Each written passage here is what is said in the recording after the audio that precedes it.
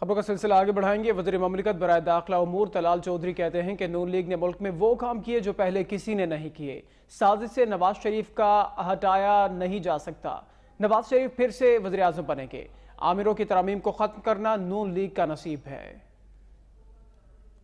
اسلام آباد میں میڈیا سے گفتگو کرتے ہوئے وزیر مملکت برائے داخلہ امور طلال چودھری کا کہنا تھا کہ مسلم لیگ نون نے ملک میں وہ کام کیے جو پہلے کسی نے نہیں کیے۔ معاشی دھماکہ کرنا ہو یا سی پیک جیسے پروجیکٹ، یہ سب نون لیگ کے تحفے ہیں۔ نواز شریف پھر سے وزیر اعظم بنیں گے۔ سازش سے نواز شریف کو ہٹایا نہیں جا سکتا، کچھ وقت لگے گا، سارے مہرے بے نقاب ہوں گے۔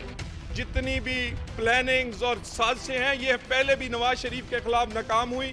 21 سال کی نااہلی، عمر سے زیادہ قید، لانڈی اور اٹک قلعے میں رہنے والا نواز شریف جب اللہ نے دوبارہ وزیر اعظم بنایا تو اس کو اندر کرنے والے اس سے رہائی کی بھیک مانگ رہے تھے۔ طلال چودھری نے کہا کہ کوئی ایسی ترمیم نہیں کی گئی جو دوسرے ممالک میں موجود نہ ہو۔